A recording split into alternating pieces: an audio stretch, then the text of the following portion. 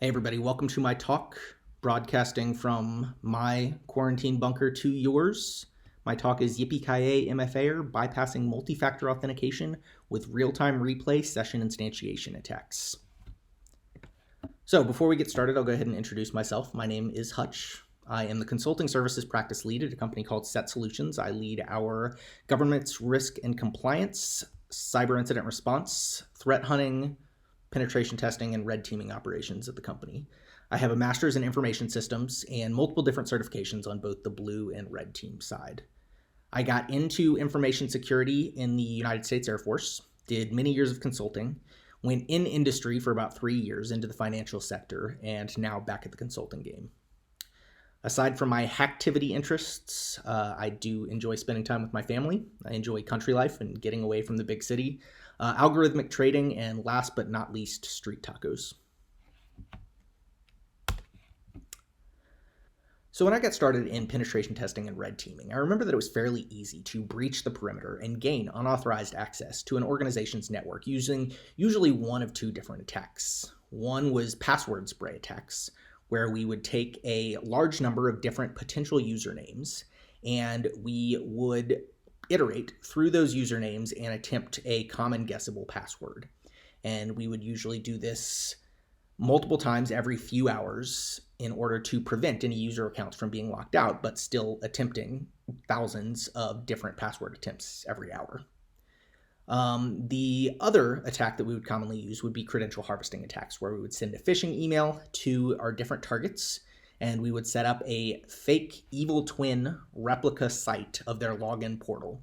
We would use that site to harvest their usernames and passwords, and then we would subsequently use those compromised credentials to log into the actual site and gain remote access to those networks. So the security industry's response to these types of attacks was multi-factor authentication. And by multi-factor authentication, the common understanding is that that's any combination of at least two of the following authentication factors: something you know, such as a password; something you have, such as a mobile device or a hardware token; or something you are, such as biometrics. So the thinking was that even if an attacker was to gain usernames and passwords through credential harvesting attacks, or even if they were to perform password sprays against an external service, they would not be able to gain access to the network because there would still be that second factor standing in their way. So now things become a lot harder for red teamers these days because they can no longer easily perform those basic password sprays or those credential harvesting attacks in order to immediately gain access to a corporate network. Multi-factor authentication stands in the way and is better securing remote access services. Fortunately, not all hope is lost for the red team. When it comes to multi-factor authentication implementation, the right way is also the hard way. And what I mean by the right way is FIDO compliant UTF, or universal second factor authentication. And this is a legitimate form of something you have because the hardware device that you use for U2F authentication does an actual cryptographic authentication sequence within the same authentication sequence that you are performing to access the remote service. Unfortunately, the overhead involved in supporting a U2F program at an enterprise level is extremely difficult for most organizations to achieve. So the reality is most organizations are doing multi-factor authentication the wrong way. And the two most common types of multi-factor authentication that we're seeing for remote access services are either one-time pass or push-based notifications. And the reason that I say that this is the wrong way is because in reality, if you look at the way that these two different authentication sequences are performed, it's not actual multi-factor authentication. You have the factor of something that you know, which is the username and password, and the assumption is with these two types of authentication that the second factor is something that you have. But in reality, it's not, because with the one-time pass, while you do have possession of the phone is not the thing that's actually authenticating to the service. Instead, you look at that one-time password that's good for, say, 30 seconds, and within that 30 seconds, that becomes something you know, and then you supply to the access portal in the same way that you would supply your username and password. And so it becomes subject to the same types of attacks that those username and passwords are. Specifically, they are replayable. And the other type of multi-factor authentication, which is push notifications, actually doesn't even operate within the same sequence as the original authentication sequence to access that service. Instead, it's done completely out of band, and your phone just receives a notification. So it makes it very easy to bypass as well. So because most organizations are using one-time pass or push-based notifications, this makes it very easy for the red team to still bypass these remote access services and gain access. So for an example to demonstrate the types of attacks that we're discussing, let's consider a scenario of a life and a guy of a typical white-collar office worker. For the sake of conversation, we will call this office worker Dwight Schrute. And Dwight, like most white-collar workers, occasionally does work from home, and when he does, he has to access his corporate remote access service by using his username and password to access corporate resources like email, file shares, or VPN. Unfortunately for Dwight, there are bad people in this world that seek to do harm to business organizations. So let's suppose hypothetically that we have a hardened cyber criminal that has sent an email to our office worker. And this email indicates that Dunder Mifflin is making an update on its servers and that it needs the employee to log in order to ensure that their account is migrated properly. Because this email looks like legitimate email, Dwight Schrute then clicks the link and browses to what is actually an evil twin clone server hosted by the hardened cyber criminal. And because this server looks identical to the original server that Dwight is accustomed to logging into, he then supplies its credentials. So those credentials are then forwarded to the attacker, and the attacker is able to use those to log in to the legitimate remote access service. And so, unfortunately, without multi-factor authentication, this leaves our employees vulnerable. This gets the attention of upper-level management, who then decides to call in the IT department to implement multi-factor authentication. And now, when Dwight logs in to his remote access portal, he doesn't just have to supply a username and password, but he also has to supply a token passcode. So, multi-factor authentication saves the day, the fortress is impenetrable, and all of the hackers have given up, right? Not exactly. So now let's talk about how this attack can be performed in order to bypass that multi-factor authentication. So similarly, we have our white-collar worker, the attacker that sends the email. The email looks exactly the same, and the victim then clicks the update account link. Accesses the site, and similar to before, enters his credentials. And this time to include his multi-factor authentication token.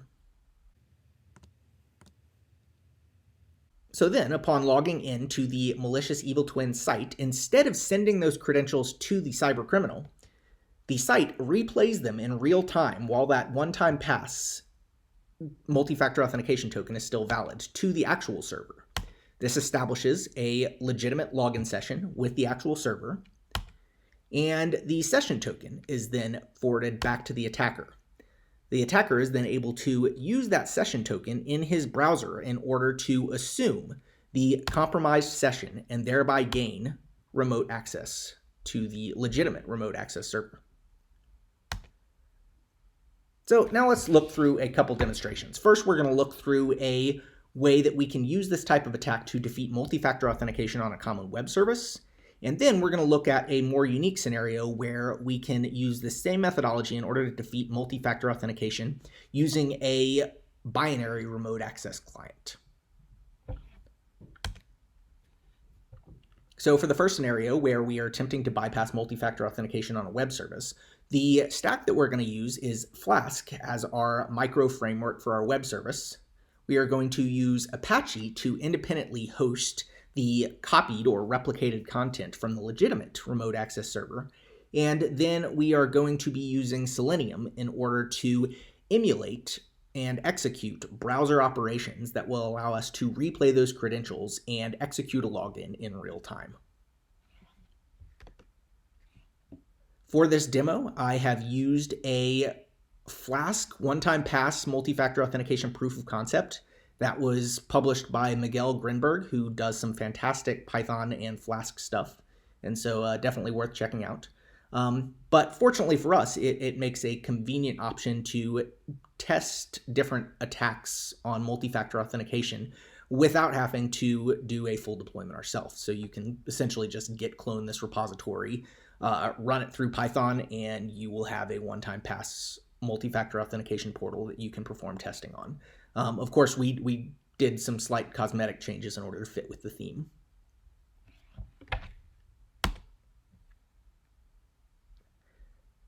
So first, we're going to look at how we can use Python and Selenium in order to execute real-time logins to the actual multi-factor authentication remote access service. So the first thing that we're going to need to do in order to achieve the multi-factor authentication bypass is we are going to need to be able to programmatically log in to the actual multi-factor authentication service. So we're going to do that with Python. And we're going to start with from Selenium, import WebDriver. Then we are going to create an instance of WebDriver. So driver equals WebDriver.Firefox. And you should see a browser open in the graphical interface. And next we're going to browse to the actual site. So we will do driver.get and then the URL.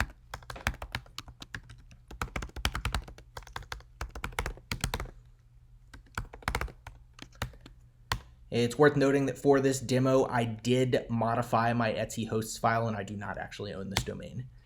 So then what we want to do is we want to enter text values in each of these different parameters: username, password, and token. So in order to do this, we're going to inspect the element. And here you'll see the Firefox inspector, which shows you the HTML element and also shows you the ID for the element is username. So in order to interact with it, we will just do driver.findElement by ID and then pass it that value, username. And then we want to send it the keys of the username we want to send. So I'll put Hutch. And as you can see, it programmatically populates that field. We can then do the same thing for password by inspecting it. And here we can see that the ID value for password is also password. So we'll do driver.findElement by ID password, then send keys and my password.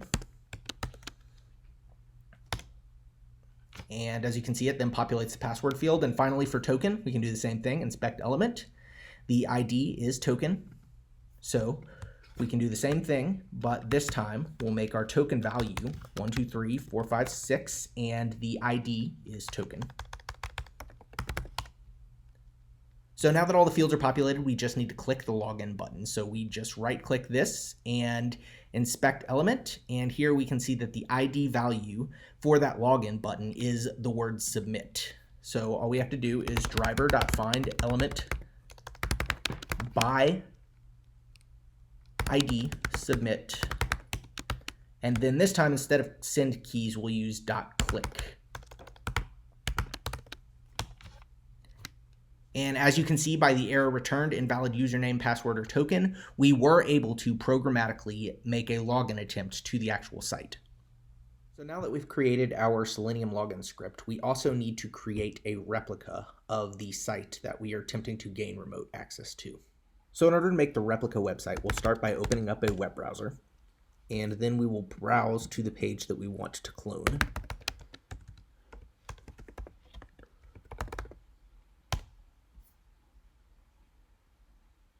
And then to save a recursive copy of the page, all you have to do is go over to the menu bar over here and do save page as.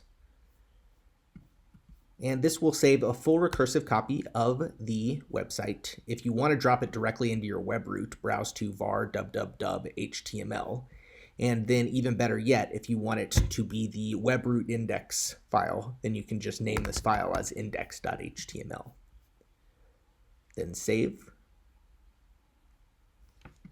And then next you'll want to go to that directory, so var www.html.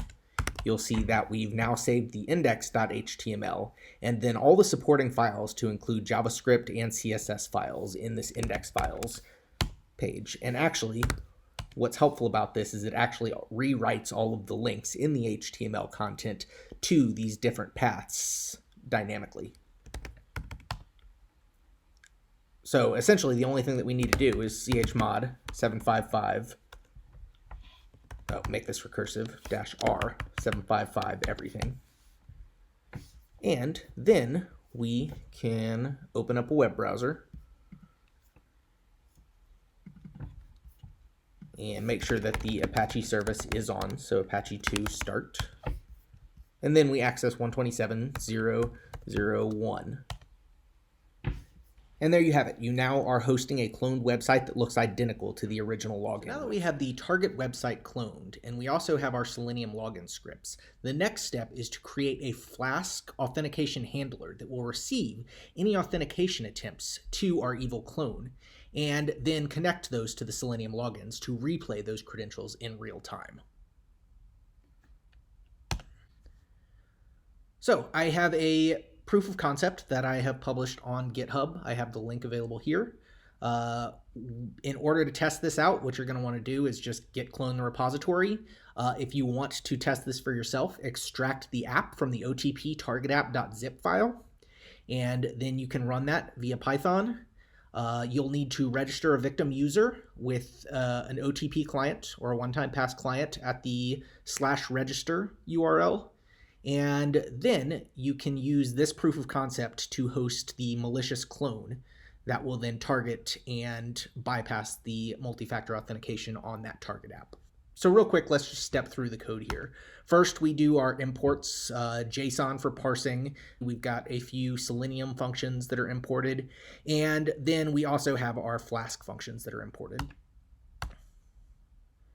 You'll also need to update the login URL to wherever you're hosting the target app that you extracted. In this case, I'm using a modified version of Etsy hosts to have it hosted at dundermifflin.com/login. And we have a couple different functions. The first is create browser. So this is very similar to what we did previously in step 1. However, the one difference is that we've changed it to headless so that it isn't visibly apparent within the GUI. Then we have a login function that receives the username, password, and token, and it performs the same Selenium login that we coded in step 1 of the process.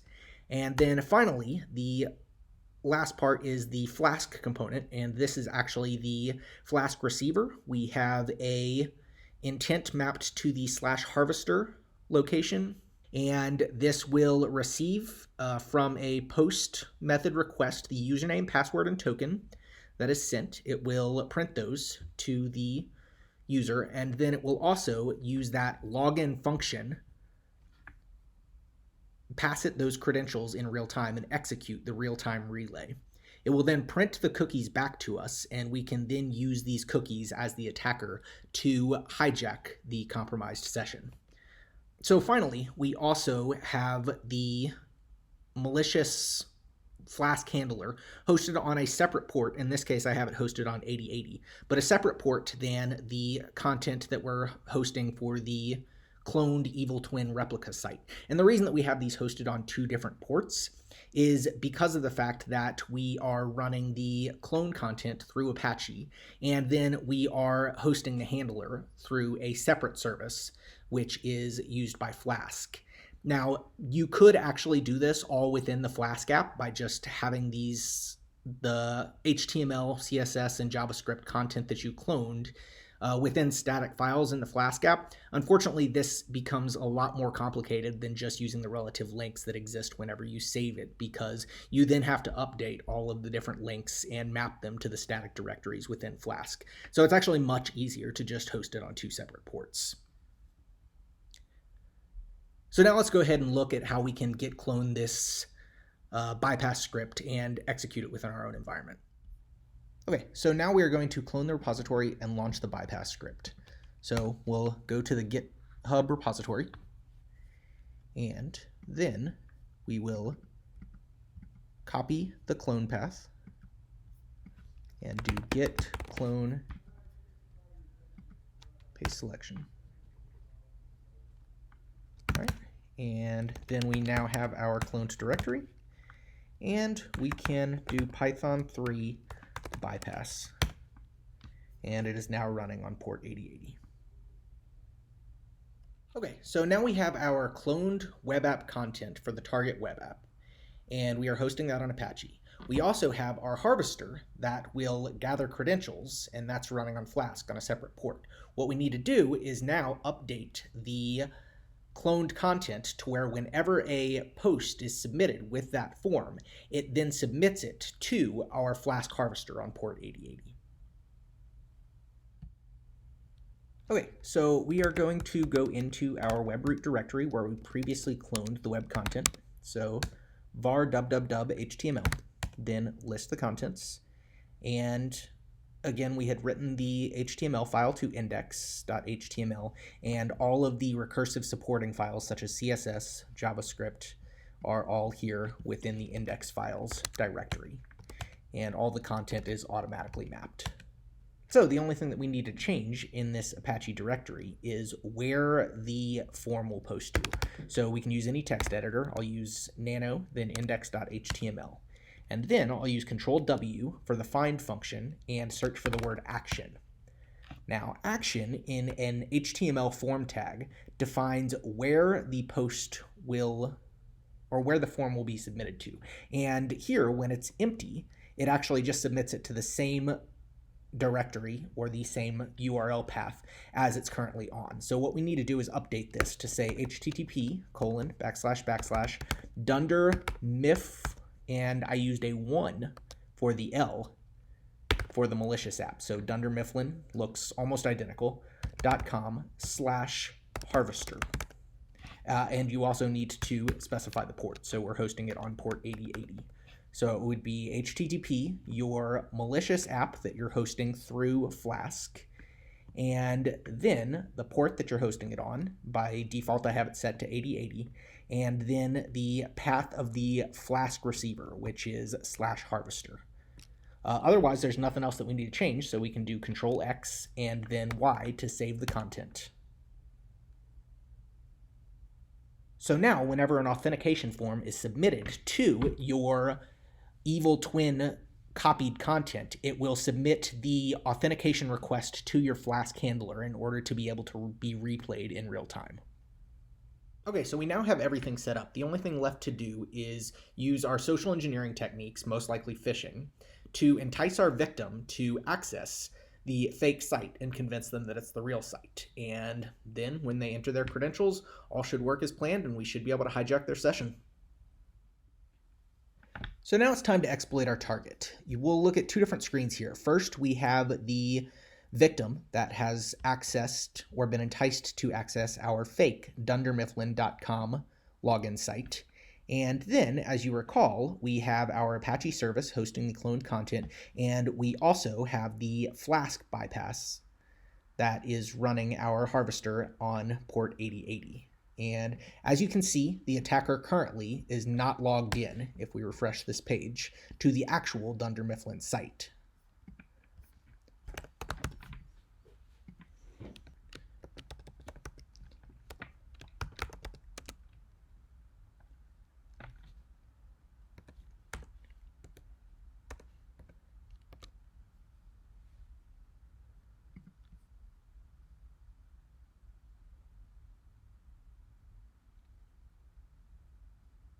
Okay, so once the hijack is completed, it will actually send the initial user back to the actual dundermifflin.com login page so that they don't suspect that anything has gone wrong.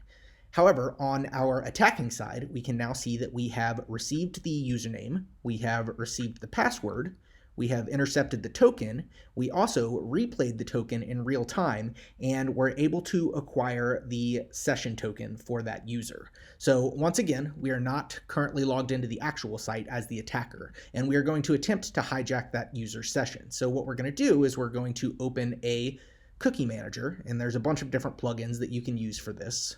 And we're going to manage cookies for Dunder Mifflin. And then the only thing that we have to do is we have to modify this session token so that it has the value of the compromised session. So we will copy this and then drop this into the value of the previous session token. And then we save the contents of the cookie and we go back to dundermifflin.com, the actual site, click enter. And we have now successfully bypassed the multi-factor authentication without having to enter the username, password, or token. Undoubtedly, at this point, somebody is thinking that this sounds an awful lot like EVILCINX. And admittedly, the first proof of concept that we discussed is something that you could accomplish with EVILCINX. For any that aren't familiar, EVILCINX is a multi-factor authentication bypass toolkit that allows you to perform very similar attacks to the ones that we just discussed, with the only difference being that instead of operating at the application layer, it operates as an HTTP proxy, relaying the communication for the authentication sequence, and then also thereby intercepting the session tokens and providing those back to the attacker in order to allow them to assume the compromised sessions. But there's an inherent problem with relying on script kiddie toolkits and red teaming.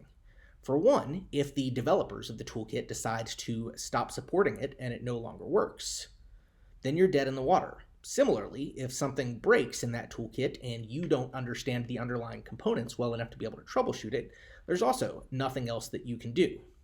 But most importantly, anytime that you're relying on a cookie cutter toolkit, it will likely address the bulk number of instances where you need to use that exploit. But the reality is, because you don't have control over all of the integral components of that exploit, it makes it very difficult for you to be able to tailor those attacks to unique and unconventional environments.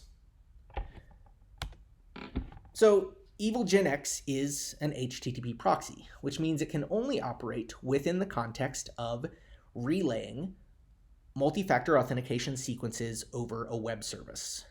However, a lot of times these days, where we're entering our multi-factor authentication credentials are not web services at all, but instead they are login clients that exist on your local operating system, such as operating system level multi-factor authentication, VPN clients, or remote access clients. So for our second proof of concept, we're going to look at just such a scenario where we would want to take the credentials that were compromised via our phishing web service and be able to relay those to a local login client that requires multi-factor authentication. So our attack stack in this scenario is slightly different. We are still using Flask to handle the authentication requests and map those to the replay functions. And we're still using Apache in order to host the login content. The only real difference is that instead of using Selenium to hook into the browser, we're instead using something called AutoIT to hook into the operating system in order to control operating system functions such as mouse movement or entering text or clicking, and thereby performing authentication sequences within local authentication clients. So first, let's look at how we can use AutoIT in order to perform operating system login functions that we could potentially use in a real-time replay attack. So in order to perform a real-time replay attack that includes the one-time pass-based multi-factor authentication with a login client as opposed to a login web service, we need to be able to programmatically interact with the underlying operating system instead of just the web browser. So in order to do that, we're going to use a different Python library this time. So instead of Selenium, we're going to use AutoIT. And in order to import that, we're going to do import and then PyAutoGUI. And a few different functions that we need to be aware of. There is the move to function, which allows us to specify where it will move the mouse on the screen There is the type write function, which allows us to type text, and then there's a click function that allows us to click the mouse button. And one other function that's worth mentioning is the position function, which tells you what the coordinates are for the mouse at any given time. So we will demonstrate that real quick. pi_auto_GUI.position. And we can see that the x and y coordinates for the current cursor location is 674, 334. Now what we want to do is determine what the coordinates are of the cursor whenever it's hovering over the username field, so that we can tell the mouse to go over to the username field, to click, and then to enter text. So what we'll do is we will use the same command, the same function, but this time before executing it, we will hover the mouse over the username field and press enter. And now we know that the coordinates of the mouse hovering over the username field is 227, 369. Now with that knowledge, we can easily create a quick function that allows us to enter text into that particular location. So to do that, we'll create a function with def, and we'll call this supply username, and then we'll pass it a username value. So first we'll do pi_auto_GUI.move_to, and then we'll supply it those x and y values of 227, 369. Then the next thing that we want to do after we hover it over the username is we want it to click in that field to activate that particular input field. So for that, we'll do pi_auto_GUI.click. And finally, now that the field is clicked and activated, we want to supply it the text that we provided. So we'll do pi_auto_GUI.type write, and then the username that's supplied. Okay, so now that we've created that very basic function, we can execute that function with a given username. So we'll do supply username, and then we'll try the username Hutch, and press enter. And as you can see, it automatically moves the mouse over, activates that field, and types in the word Hutch. Now we can use all of these different functions of moving the mouse around, clicking, and entering text in order to fully populate the different parameters within the multi-factor authentication sequence in order to relay communications from a malicious web app that's phishing credentials into a client in order to gain access via the client login. So now that we know that we can interact with and authenticate to a local login client using AutoIT, we want to use a similar process to what we did before, where we create a phishing web service, but this time we modify the authentication replay sequence so that rather than replaying it to a separate web service, we simply use AutoIT in order to replay those credentials real time to include the multi-factor authentication token to the login client in order to gain remote access. Now, we have slightly modified the previous proof of concept in order to accomplish precisely this. So let's quickly look at kind of what we've done here that is different. This time, instead of importing Selenium, we're using pi_auto_GUI. We do have a few additional parameters. We are doing a two-step multi-factor authentication sequence process, where in the first step, the username and the multi-factor authentication token is supplied, and then in the second step, the password is supplied. So because of this, we have two different redirects. The first redirect from the initial authentication sequence step, and then the other redirect URL is where the victim will be redirected after they complete the entire malicious multi-factor authentication sequence. Now, in order for this to be successful, we do have to define the specific coordinates of where different login components and buttons are within the GUI login interface. And again, we accomplish this the same way as what we just looked at. We have a function for validating the token using the username and token value, and this is accomplished once again by using AutoIT and just moving the mouse to the location of specific fields, clicking on those fields to activate them, supplying the text, and then moving on. The second step in the process is essentially doing the same thing, but this time supplying the user password.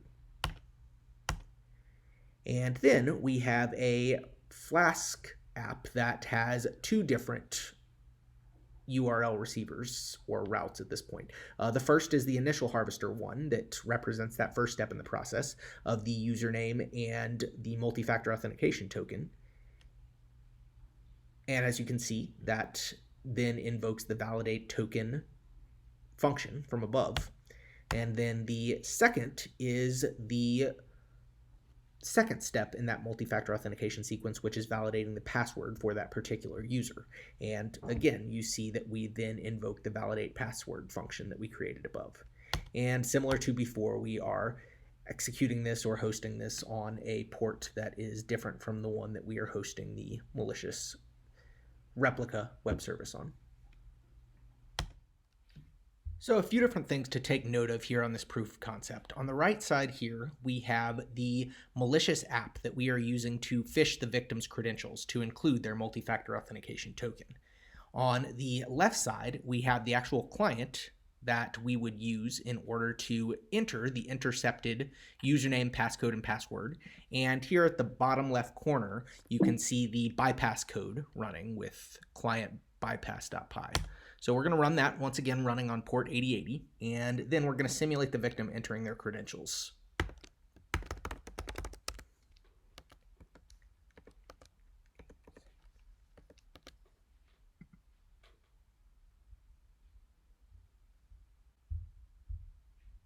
And here you can see that using AutoIT, it was able to successfully migrate the client on our desktop. And then we're going to simulate the user entering the second component of the authentication, which is the password.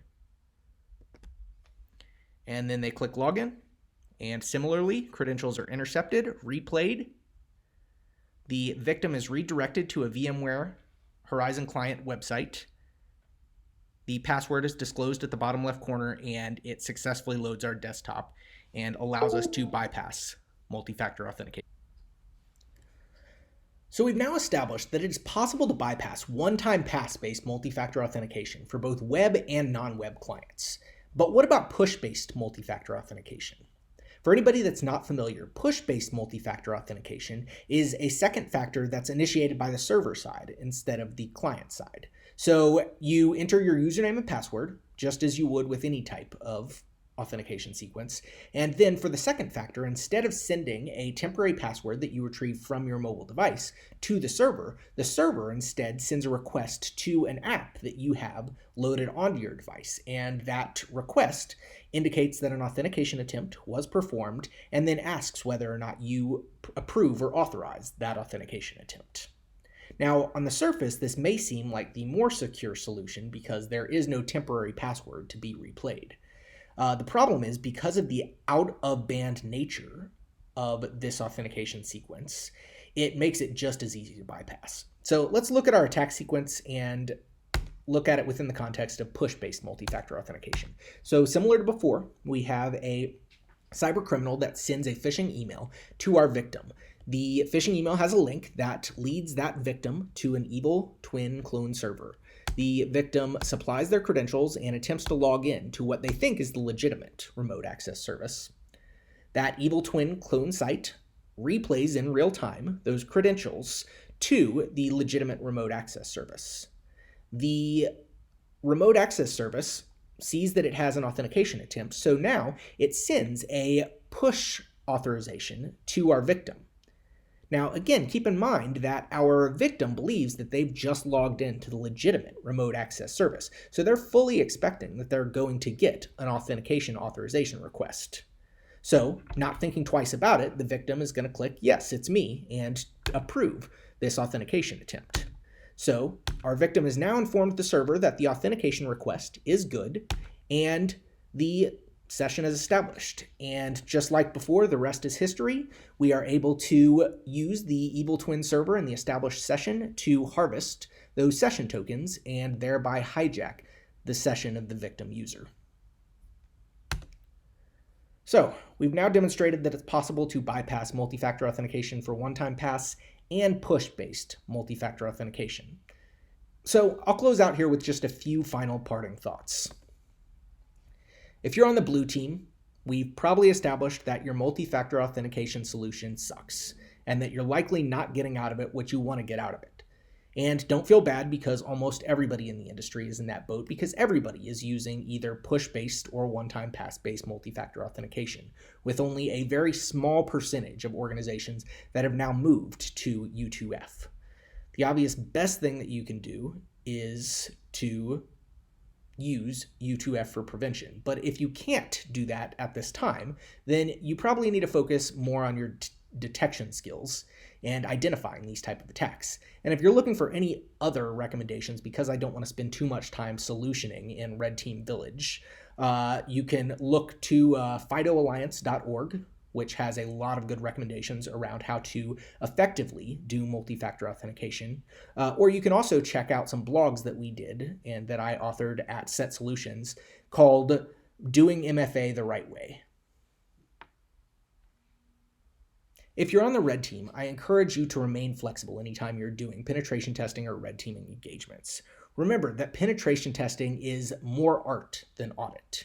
And what I mean by that is that you're never going to get anywhere by going into an organization and attempting to perform such an assessment by checking off a series of tests in a list. You need to be flexible. You need to familiarize yourself with the environment that you're in, and then be ready to adapt and create your own tools and solutions in order to exploit the ways that different components are communicating within that organization. One of the great things that I love about InfoSec is the fact that there is so much knowledge within this field and so much potential information in so many different areas that you can potentially specialize in, that no matter how good you get, there's always more that you can learn. So obviously continue to improve yourself in any way that you can. Be creative and think outside the box.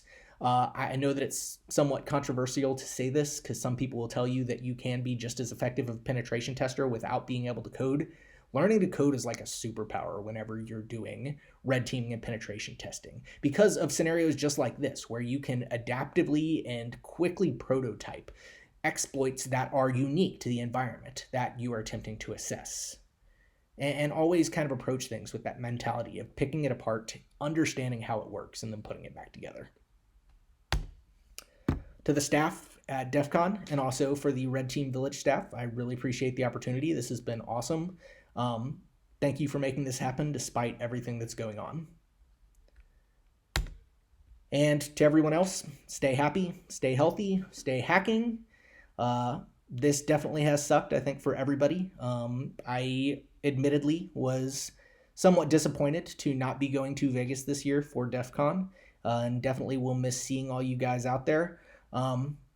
But I think this is something that we can all get through together. We'll put behind us, and hopefully we'll see you guys next year. Quick shameless plug, check out our podcast, Ready, Set, Secure from Set Solutions. Also feel free to follow my research at sociosploit.com, or follow me on Twitter at HackettHutch. And that's a wrap. Grease Glock!